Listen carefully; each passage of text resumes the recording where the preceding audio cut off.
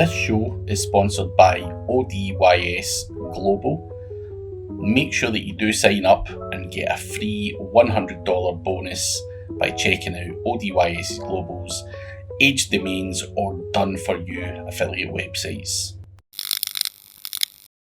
Hi guys, and welcome to today's podcast where I'm joined by one of the companies I've been associated with for many years, SEMrush, and we've got Diana Richardson. So welcome to the show, Diana. Thank you. It's good to be here. It's really cool to meet you finally, as we were kind of just chatting in advance. Like I've followed you for a while in this industry too, so it's really cool to meet you face to face too. So this is gonna be fun. No, it's weird how you see these guys online, and then before you know it, you're doing a Zoom call or a recording. Yeah, and it's great because you do know them, like you know each other from your interactions on other platforms and things, and then finally you get to have like that personal relationship like this, and it's just it keeps the community strong, and I love it. It's really cool. Yeah, it's weird, but before we jump into anything, it's really weird how you make perceptions of people as well. I just assumed, as I was saying to you off air, that you were in London, and I don't know, Diana Richardson just sounds very UK.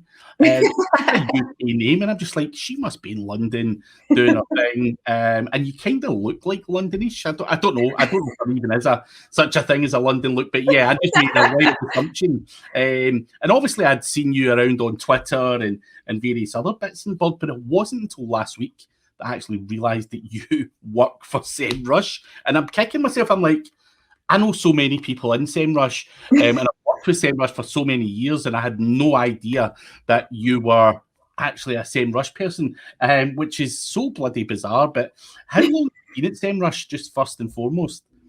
Yeah, well, and I guess with my name, it doesn't help the case that I am named after Princess Diana from the UK. So like that, I can definitely see that correlation.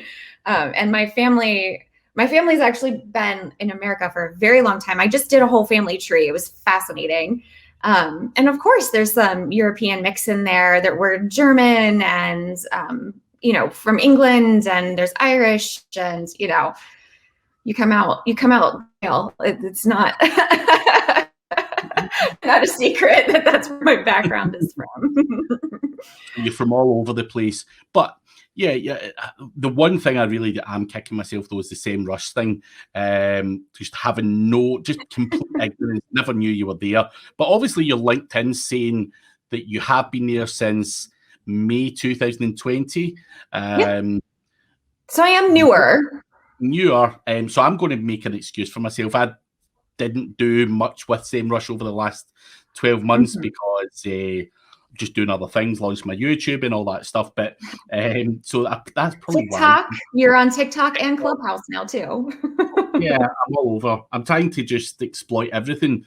But that leads us nicely into the topic of social media. Obviously, your job at SEMrush is where you work with the Twitter, community engagement, all of that kind of stuff. And obviously for me, jumping on TikTok and all of these things, it's just to explore other opportunities that are out there on newer platforms to see what traffic I can drive from that. And obviously with SEMrush, something that's been relatively successful is the kind of Twitter chats and stuff like that, which I'm assuming you are the person behind that. I'm one of several, but yes, I am behind the scenes on the Twitter chat. Yeah. So I'd be curious to know, how that works. Like, so building a community. I've seen several people, not just SEMrush, building Facebook communities, building this, that, and the next thing. How powerful really is that in terms of driving traffic to the likes of SEMrush? Yeah, it's hugely powerful, but I think it really also depends on the industry.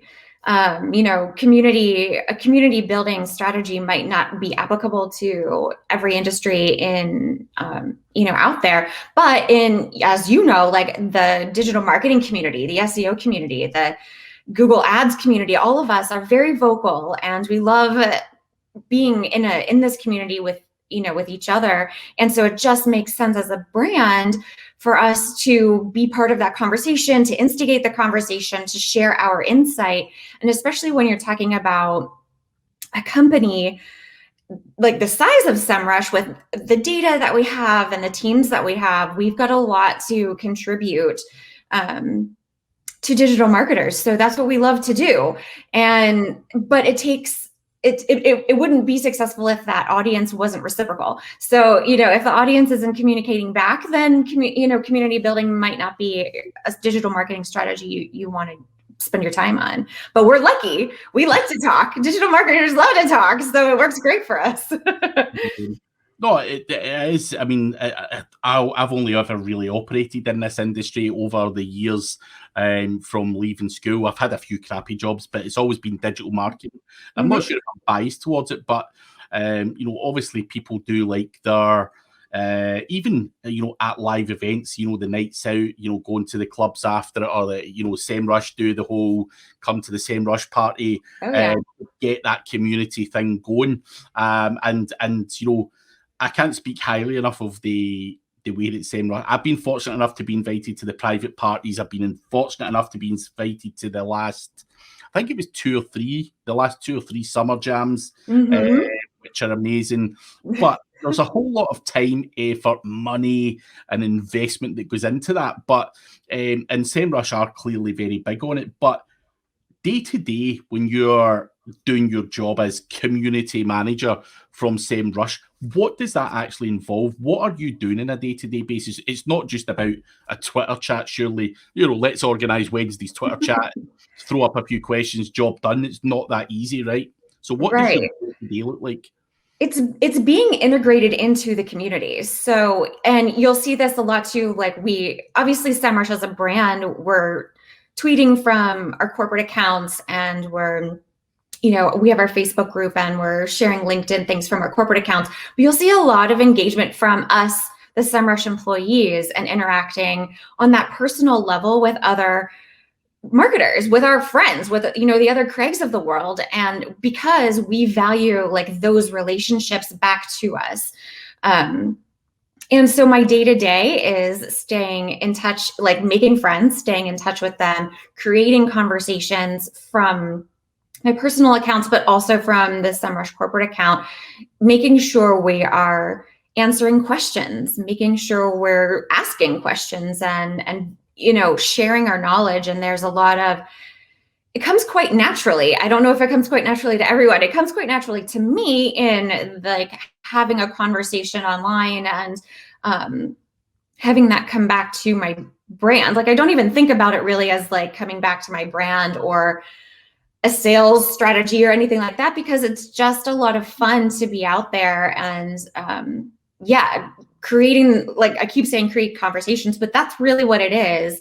And sharing, and you do that in a variety of different ways, whether it's, in the Twitter chats, whether it's asking a question, whether it's sharing an infographic, like all of those can be conversation starters. And maybe like I kind of think about them like icebreakers.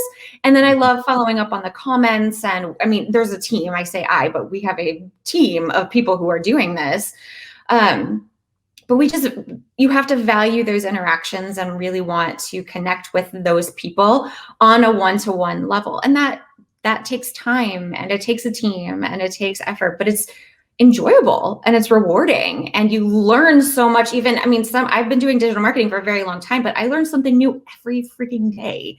Like it's a great way to kind of self-educate too. So there's so many benefits to it. It's hard to describe the day-to-day because it changes, because social media is so fluid. But it's fun. It's fun.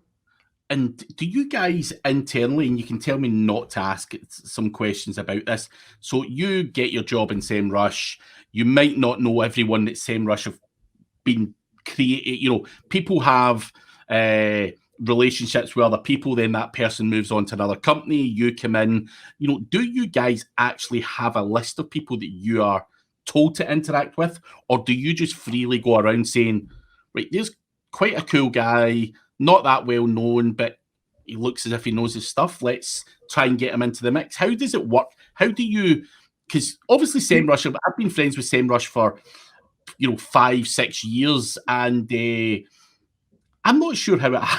I'm not sure how it happened. That's the weird thing.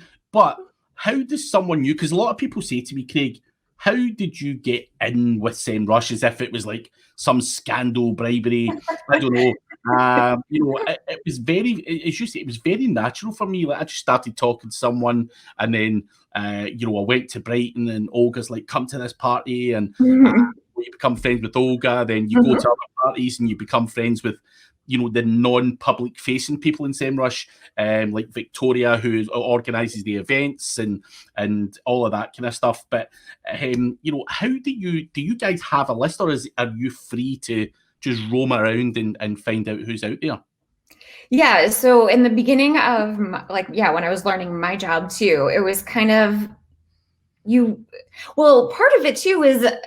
And I think part of the reason that I was hired was that I already had so much experience in the space. So I already know who the main players are. I already have my own relationships. So you kind of bring that with you. Yeah, just like Olga, just like Anton, like they already have like these, their own spheres, and we work together on keeping those relationships. But we are very much allowed to have our relationships because that's what is important to us. Now you get the vibe of who might not be like the most vocal positive around SEMrush or something like that, but you'll learn that as you go, and people are human, and people, their opinions could change, and but it's really just solidifying our connections. And I mean, it takes an Anton, it takes an Olga, it takes a Diana to like make those true connections, and then we all then we all know each other through each other too. So we work together. So no, I was just curious to know if it was, you used your own personal thing, or there was some strategy behind it where on the wall of SEMrush there was like it looks like one of those like police walls with like the strings, and no, but there's a cool part too of like we do. I mean, I don't think this is a secret. Like we socially listen, so when we can see who is generating their own conversations and bring them into our world too, and that's kind of a fun part about this too. But that's why it's important to be in the community regularly, so you can see who else out there. And Twitter is a great space for this because your feed can be so impacted by other people that you already know, retweeting someone new. And there's a great way to explore and find new people through social media platforms that you can connect with. And then that's probably how you got brought into the circle, Craig. It was like you were tweeting something cool about SEO or digital marketing. Someone over here saw you, and we were like, yeah, we want to talk to this guy. Olga was like, yeah, this guy knows what he's talking. Let me bring him in. And that is, it's a natural process. We're not like, no, we don't have like any boards of people. We pay attention. We pay attention because we love it. We love the conversation.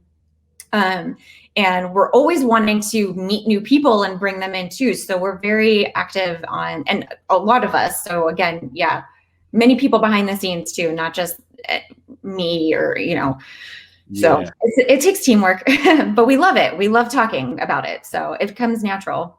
It's because, as I say, it stood me in good stead over the years. I can't speak highly enough of the opportunities that SEMrush have given me over the years. As I say, it started with general messing around in social media, and then at a certain point they were actually making me speak at the certain events on their behalf when Fernando was busy. Fernando's awesome at this too, yeah. So I got speaking opportunities to build my own brand as well. So it works very, very well. Obviously, you've got to be open for it, and that's what I want to try and get across to other people, because people think, Craig, how did you get in there? It was just a run-of-the-mill conversation that led to much bigger things, and then they were saying like, can you go to Search Leads? Fernando's in Chile or wherever he was talking. He's all over the world. We can't keep track of that guy. And we would like you to go there, talk about SEMrush site audits at Search Leads, which was a big event. I'm not sure if it still goes or not, Search Leads in the UK, but it was a big event. There's thousands of people go there. And again, I'm like, bloody damn right, I'm going there. Great opportunity for me to build my brand, and hopefully I've done a good job in helping SEMrush as well. But I think there's lots of things to come from it. But going back to the social media side of things, you obviously mentioned Twitter, but is that all you do, is just Twitter, or do you do Facebook and all the other social media channels for SEMrush? So we've got a whole team. So I do a little bit of them all, but we have a team. So we work together and we have our internal strategies of who's doing what, where, and things like that. I was originally brought on as like Twitter was going to be my home, but the role evolves and you know how that goes. So now it's a bunch of us, and it's great because we can talk about the different strategies on the different platforms. LinkedIn is very different than Twitter, and what kind of content and conversations you're having is different. And then we're growing our Instagram right now too, which has been really fun because we've got to play around a lot with things like stories and visual communication. And so it's fun to be part of the team because you get to experience that different brainstorming and that different strategy, and you kind of hear from everybody. But I mean, we do have a really strong, like SEMrush has a really strong community on Twitter. That's why I keep bringing it up too. We have a lot of conversations happening on Twitter, and we do have our own Facebook group. So there's a lot of really cool interactions happening in that group specifically. And that's an interesting piece of community building, is creating your own kind of dedicated Facebook group, as opposed to, in contrast, like posting publicly and relying on comments on posts. You create this group, you create this community, and have people, that's how people in those groups meet each other, because they're, I have this question about the site audit, or I've got, how can I use this to boost my rankings? And they're talking to each other and we're contributing, but it's a great way to connect them to each other too, which is just as important in an industry like ours, where there's so much learning from each other. We at SEMrush want to foster that too, because it's so important. Oh my gosh, like how many things does Barry tweet a day that something is new in Google, and like we're just trying to keep up with each other. So I love that aspect of the community building too, because it's not just for us, the brand, it's for the digital marketers too, and we're just happy to be part of the conversation. Yeah, no, I think you guys have a lot to bring to the table in terms of data and everything else. You fit into those conversations very well. But you mentioned Twitter is probably the most prominent one for SEMrush. I would actually argue that Twitter is probably the least valuable one from a personal experience, which that was going to be one of my questions. Which one do you think gets the most traction? So if you are a brand, you've obviously done this for other people as well in the past. Has it always been Twitter that works really well for you, or do you find, like someone like me, I get more traction from Facebook, and potentially get more traction from everything other than Twitter? And of course, if I do something funny or crazy on Twitter, I get a bit more of a reaction. But if I was to post like, here's how to do a site audit, it really just doesn't get any uplift in Twitter for me. And I'm not sure if you would, in your experience, you would say like it's okay for like a SEMrush, Twitter works really well, but for a guy like me, maybe showing your personality and stuff like that on Facebook and having a bit of fun mixed in with stuff is a better approach. What's your thoughts on that? Like, why would I not get any traction on Twitter? Well, that's a great question. And that, I think, showcases the importance of testing and understanding your audience. And because there's many SEOs that I see have so much traction on LinkedIn. And I think it comes down to like your consistency of posting, who you are connected with. So I think you're getting a lot of traction on Facebook, probably because your Facebook friends are a lot of us in the industry. And as opposed to like on mine, it's like my dad and, my family in Maryland, and like none of them are SEOs. So, and then on LinkedIn too, I think that's such a great space for industry specific information. So like we have a lot of fun, Summers, we have a lot of fun on Twitter, and with LinkedIn is a great place for us to showcase our data. And we love our infographics on LinkedIn, and we get a lot of traction over there. So I think like it's just testing out, knowing who you're talking to and where they are. And I loved what we were talking about at the very beginning too, where you're like experimenting with TikTok, and you're on Clubhouse now too, right? Like those are great experiments to run, because you are finding where your audience is also, and your podcast here, you're doing a podcast, and you're still continuing to experiment to see what resonates with your audience when, and a brand does the same thing. So I have seen dentists be very successful on Facebook. I have seen equipment manufacturers be very successful on LinkedIn. I think it just depends. And I think it depends on the work you put into it. And I've seen SEOs be really successful on LinkedIn because they are consistent. That is a huge piece of this. So you're probably very consistent on Facebook. And so we don't rely on it, but then the algorithms come into play, and now they're showing me a lot. And I always sort by recent on LinkedIn anyway, because the top stuff, I'm a chronological person, but it's like it starts to really filter and show my SEO stuff at the top of my feed on LinkedIn, because that's what I'm interacting with the most on there. So algorithms come into play too when it comes to momentum, but it comes down to testing and consistency, I think, are the two biggest contributors there. I've got a question for you you mentioned algorithms there. So, and this is just a theory of mine, I'm not entirely sure. So on the list of Facebook, LinkedIn, Twitter, it doesn't matter what one you look at. I try to be consistent across the board. So if I'm posting something, I'll post it across all of the different platforms. Now, that might be the right thing to do. It might not be. So I want to know your opinion on that. So should I basically, if I've got a new video out talking about site audits, for example, should I be blasting that out on Twitter, LinkedIn, Facebook, and whatever else at the same time?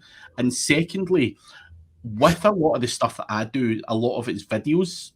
So I'm always driving people to YouTube, regardless of whether I'm on Facebook or Twitter.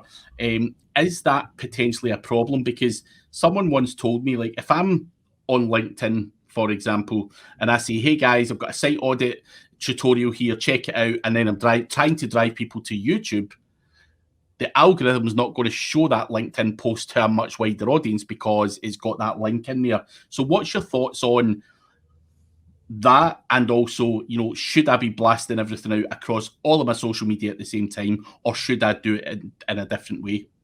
Yeah, so I think that goes back to, and here's our first, it depends.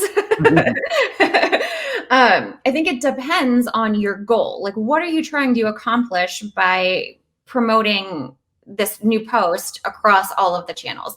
Are you trying to drive traffic to the website? Because then that's such a generic goal that it might not be the greatest strategy. What you could do is, maybe if you're wanting to share and educate, maybe break up that post into a Twitter thread and share the same kind of content, but there, and you're repurposing, so you're not having to rewrite, and because content production is a very lengthy process sometimes, but you're still, and then there you can be judging the success on the engagement of that post and retweets and how people are interacting with it. And then if there's a YouTube version of that post and you want to promote that too, you can tie that into the post itself and link to YouTube from there, or you can promote it separately. I also don't want to degrade either the power of paid social. That can help boost, even if you put a few bucks behind a really important tweet or a really important Facebook post, you can get a little extra traction with a few dollars and not, outspend yourself. You can boost for a couple bucks. And that can help as well. But yeah, I think if you, like a podcast episode, like announcing a new episode, I think it makes sense to kind of promote across the board. Because you're really just you really want to, and it has to be to the right people. So If your Twitter community just isn't digital marketers, then skip it if the podcast episode is about something they're not interested in. But I think wanting to promote something like that makes sense to share across several mediums. And a podcast is one of those things where you can't always exactly repurpose into like a Twitter thread or a Facebook post. So promoting the podcast itself makes sense. So it kind of really just depends on what you're trying to accomplish. And what do you think on the scenario where I said, should I be driving people like on LinkedIn, for example? I'm on a podcast with Diana Richardson. Click here to watch the podcast, which is going to go to a YouTube video. Is that a good thing, or do you leave that link in the comments? I typically share the link as high as I can. So sometimes if the post or the tweet is long and you get like that see more, the read more thing, I try to post it up high so people understand that it's an interactive experience. But I also try to create and share videos in quick snippets too, so I can post it in the actual post itself. Just again, to make an interactive experience and so people don't have to leave the platform. We do a lot of like quick tip videos on the corporate account that we just include in the post so they don't have to go to YouTube. But as you know, with like our webinars that are an hour long, most of the cases, linking it to the YouTube page, if it's, we're resharing the broadcast, absolutely makes sense. So it makes sense. And I haven't seen any shifts in performance or algorithms based on a link in the post versus a comment. I think for the user's experience, it's easier to tell that story that this is another link, another place you're going if you do it in the post itself. So I just think it makes a clear customer journey that way, as opposed to putting it in the comments. Putting stuff like that in the comments sometimes to me seems like it's, oops, I forgot something and I can't edit the tweet. So I have to, it was like an afterthought or a mistake. There's definitely a strategy to adding things into comments, but sometimes it can come across that way. So I usually put it in the post if I can, the link out in the post if I can, or break the video down so I can create a video post. Yeah. Oh, that makes sense. I think probably with me, I'm probably going for a scattergun approach and trying to do it too quick, whereas it would seem that you take a video or a post or whatever and really break it down and use it for multiple different reasons and are a bit more strategic about that whole process rather than me just slapping it out and hoping for the best. Well, there is strategy behind it. We're not just slapping stuff together. Sometimes we do. No. So that's probably where I'm going wrong with that. I mean, I don't do too badly, but I think that I could be a bit more strategic and probably need to stop looking for volume and maybe focus a bit more in quality. But you mentioned paid social as well, which I do a lot of, especially when it was trying to grow my YouTube audience. I was trying to force people over there and for obvious reasons, but also the click-through rate and engagement and everything else helps my YouTube videos rank well. So I think, paid social worked very well for me, in particular Facebook. And obviously, one little trick that I had for people who were starting to build their YouTube or their brand was to share it to like the Indian or Pakistani audience, because the cost of a click over there is like peanuts. I could literally get thousands and thousands and thousands of views for $10 to that particular audience, which was good for click-through rate and engagement, and being able to get views and everything else. What's your thoughts in paid? If you get any other weird tricks like that, when I'm seeing that one, it's not a weird trick as such. Like, obviously the clicks over in India, for example, are like a penny, and there's literally, it's a country with 1 billion people there, and they're all, not all of them, but a big amount of people from India are really into their digital marketing. So it made complete sense to do that. But is there any other little golden nuggets like that you would consider for paid social media? Yeah. And again, it's going to come back to your goals. Like, what are you trying to boost views? Or are you trying to build a community that will come back again and again and again? And if really you're just wanting to boost those views and get some cheap clicks, okay. But I think for like a longevity aspect, you can use, and Facebook's tool, I actually really loved running paid Facebook ads because the targeting was incredible, and down to personal interests and and job titles and lookalike audiences. And it was so fascinating to do that. You could craft exactly who you wanted to see these ads. And I think that actually helps bring the cost down. So even if it's an expensive market like the UK or the US, you can kind of hone down and bring down the cost if you only target people who are, running social media. Like, don't worry about SEOs at the moment. Like, target people who XYZ. Like, there's so much drilling down you can do to help, judge the, your cost and things like that. But it also requires appropriate copy and an appropriate visual, and bringing all of that together to make a successful campaign that is going to bring you an audience that will stick around also takes a lot of thought, and it takes budget, and it takes resources.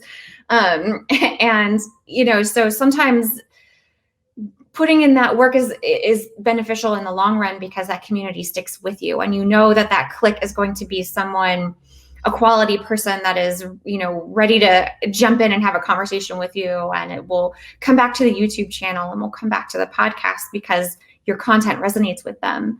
And that might cost more than the cheap click, but it's the ROI on that is obviously a little tricky to measure, but you can understand, because you put the work into that targeting and the strategy, that you'll know that these people are into you, they like you, and they're going to stick around. And I think that's more important. And that's a hard thing to communicate. When I was working for an agency, it's hard to communicate that these things cost money. And yes, I can see that this is a 10-cent click, but this person might be hanging out with us for just a little bit, but so over here, let's spend a little bit more money to get the person who we're going to build a relationship with. They're going to really value our content, and they're going to share it, and that with their community. And that's how you steamroll and kind of get that momentum going. So I remember having those conversations, to clients, and wanting to spend very little money because they saw that this click costs 10 cents or whatever. But I'm like, that you're not seeing the whole picture. Yeah. It's a good way to try and change their mindset and get them to understand that it's maybe not, like, my goal was purely to rank well in YouTube. So clicks and engagement was all I needed for that. Whereas obviously SEMrush is a brand who are looking to get monthly, build more people into the community, monthly subscribers, and everything else that it has to be slightly different. But what works well? So obviously doing paid, that's great. You've got great targeting options. What type of things work well on those ads though, on paid social? Is it infographics? Is it videos? What do you find works best in terms of, getting people interested in what you guys have got to offer? That is where creativity comes into play. And I think it comes down to knowing, you have to know who you're talking to. And I think I've seen ads and organic posts work best when it's a very personalized kind of ad. Animation works really well, especially in paid ads, but it has to be well designed.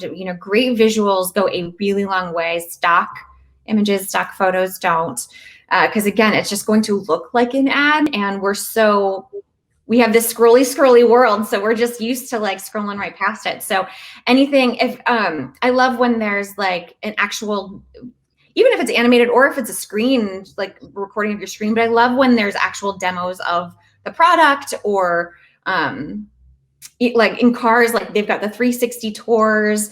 I love those kinds of visuals, because then you also get, and it depends on you in the buying cycle too, but anything that's real, anything, or creative, super visually different and interesting, which is sometimes hard when you do work for a brand and there's brand standards and, a certain set of colors to use or something like that.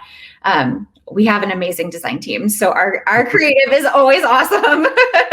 I love it, but it stands out, and we try new things too, which is really fun. But I think if you want to stand out in the feed, you have to know who you're talking to, so you can create something that will be and look interesting to them. Get creative, get a little funky, get a little fun.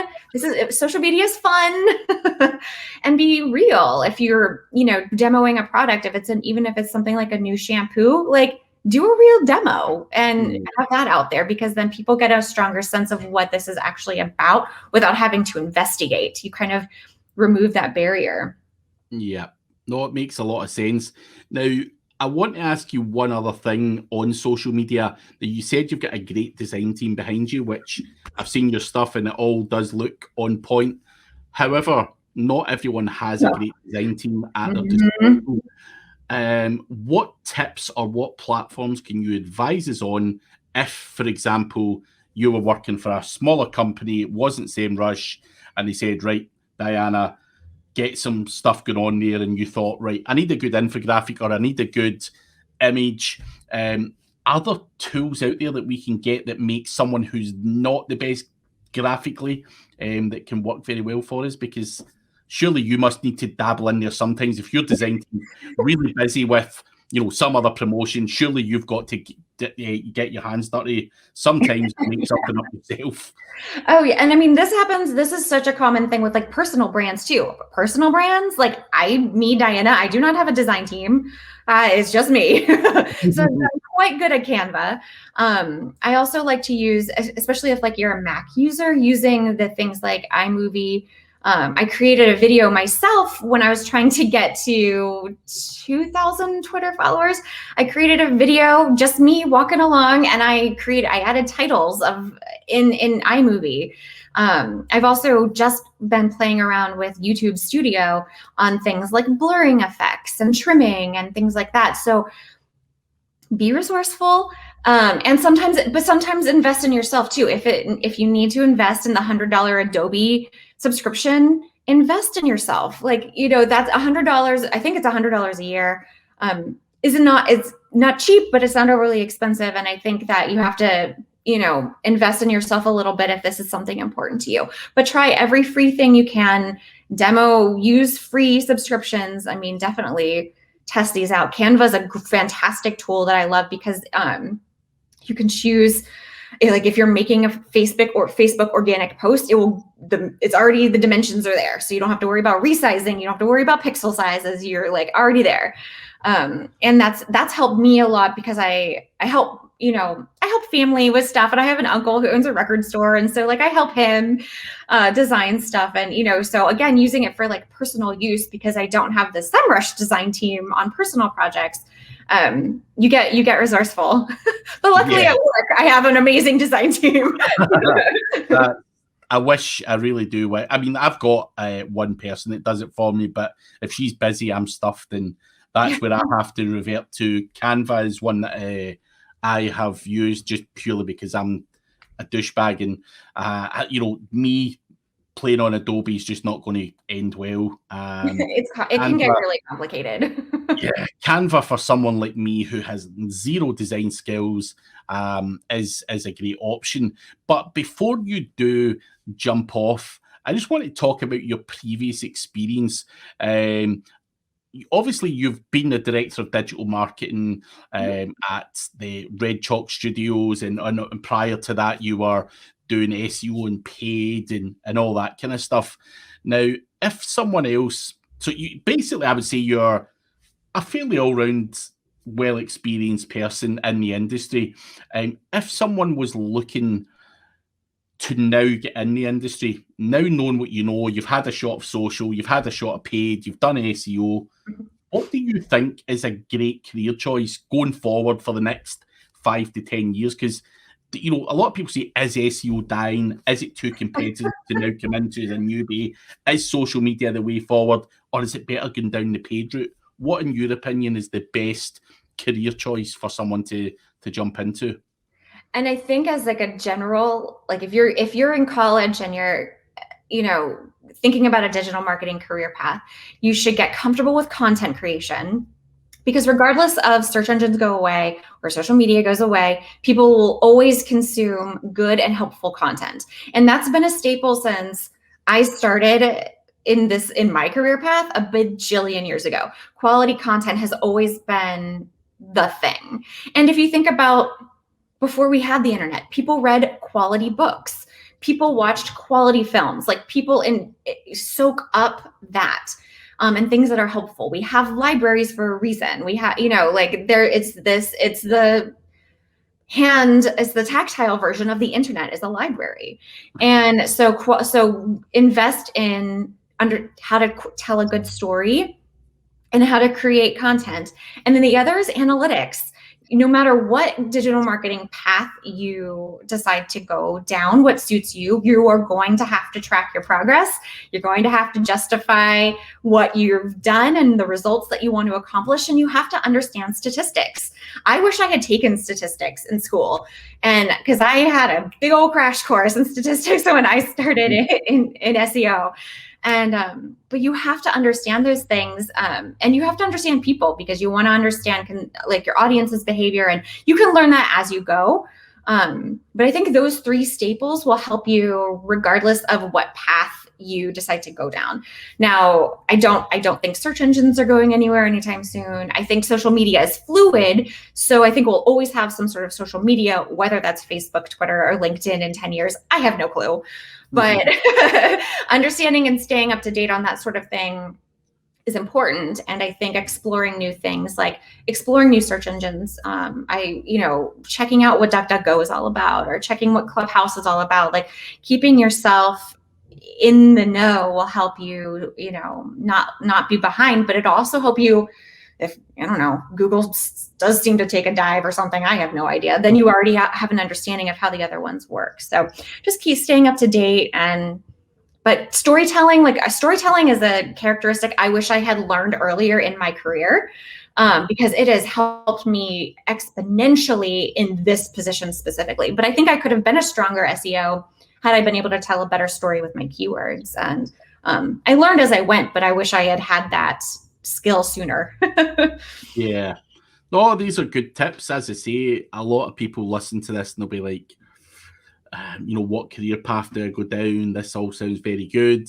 And I'm just curious to know from someone who's dabbled in a bit of everything, like myself, you had to do that back in the day. When I was doing this, you had to do a bit of paid social, you had to do a bit of this and a bit of that. And although you're garbage at certain areas of it, like graphics, for example, for me was just an area I'm never going to get better at. But I think doing just feeling your way around and seeing what's good is a good thing. And you have to know what you enjoy doing, and sometimes you don't know that until you've tried it.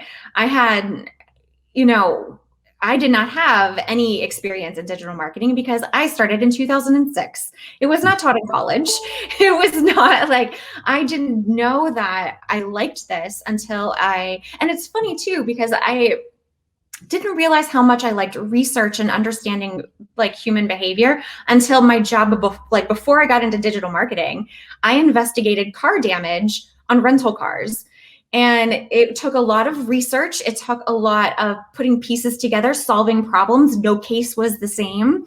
And I didn't realize that those were things I liked and that I was good at until I had that job. So if you're not sure what path to take, think about your assets. What are you good at? And it might not seem like it's a direct correlation to digital marketing, but I bet you there is. And so just think about what you enjoy and how that can tie into digital marketing if that's something you're going to or want to pursue, because you probably already have experience and skill sets that will apply. SEO is teachable. PPC is teachable. Social media management is teachable. But if you have like the underlying love of looking into data and investigating things and solving problems and communicating and being with people, like then that can build your career path.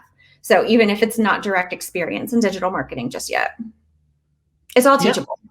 And it is, you've just got to if I can do it, the way I would say to other people is anyone can do it. Yeah, we all had to learn. We weren't born with this. We weren't born to be digital marketers. We all learned. So it's teachable. So don't freak out if it's like, if you're like, I don't have any social media experience. That's okay. You'll learn. The point is you like people and you're great at conversation. And so that should be a career path for you to explore. Yeah, no, definitely. And it is, as you say, it's a great career. You can make decent money, decent friends. I've been able to meet Russians in SEMrush and all the other, all of the other stuff like American. You do hear a lot of great accents in this industry. Yeah. That's a great point. It's a worldwide community that we are a part of. And, and I think the fact that we're able to do it so virtually now has actually expanded our ability to connect with each other. And I have met, like, if we were relying on in-person interviews, we wouldn't be really chatting today because we live on different continents. And I had I had a podcast with Phil Adair. He's in Australia. Like, I've never been to Australia, and him and I would have never become friends. And it's a really cool thing that we are so virtual now, but we're also naturally online anyway as being digital marketers. So it's been a really fun. If there's a silver lining to what we've been through in the last year, it's that we've been able to connect more, I think, as a digital marketing community. And we're doing a lot more video, and we're not just on Twitter. We're not just talking on LinkedIn. Like, we're actually like coming together through Zoom and, and the like. So it's been a really cool year, I think, in digital marketing. Yeah, no, I've definitely spoken to a lot more people that I probably would never ever have spoken to. And but listen, I can't emphasize enough though that over the years I've been like last year, end of 2019, SEMrush took me to India for the SEO SEMrush marketing conference, whatever it was called, in Bangalore, which was amazing. And I was only there for 30 hours, but my God, what a great experience. It was a great experience, great people, fun time. We just get drunk, as you always do and things. I'm looking forward to going back to that as well, because I do miss that a lot. And because I feel like 2019, I probably travelled to probably 10 different countries. No, I've done about 25 talks. I was in Poland, I was in America, I was in India, I was in France. And then boom, it all just stopped. So I was in 15 different countries, and then it all stopped. So I do miss that. But as you say, it's good to do it virtually as well and get to know more people. But I do massively miss out on the parties and stuff as well. I really do too. I right before the traveling stopped, like literally the end of January 2020, I had spoken at a conference in Colorado, and it was this really cool, it's called the Outdoor Retail Conference, and wonderful conference. It was fascinating to go to, beautifully done. And then, just no more. For a year now. This is literally, they're holding their conference right now, and but virtually. And so it's been one whole year like without in-person networking. I was part of like so many like in-person networking groups, happy hours and things like that. And I miss that a lot right now too. Like you said, like this is like a conversation we could have had at a pub. That would be so much fun if we could. Yeah, just record it in a pub.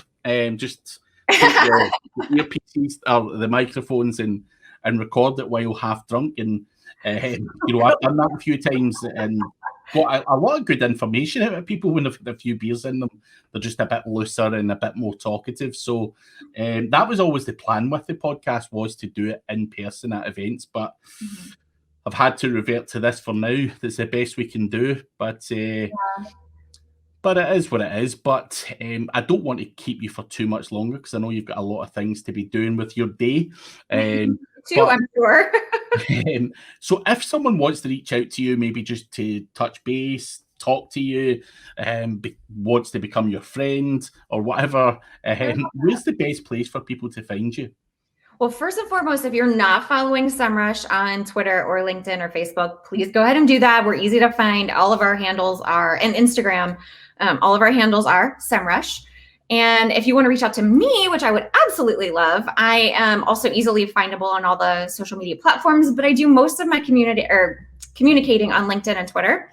So on Twitter, I am Diana Rich 013 because 13 is my lucky number. And then on LinkedIn, I'm Diana Richardson, and there's a little wine emoji next to my name because I love wine. And she actually has got wine in her handle on TikTok as well. I do, yeah. So that's just a little secret. But no, thank you very much for taking the time to join me today. It's been a pleasure. It was so great getting to talk to you. Like it just, I feel like it was meant to be at some point, and I'm really glad we got the opportunity to chat. So it was really fun meeting you. Oh, good. And now we're friends for life. So.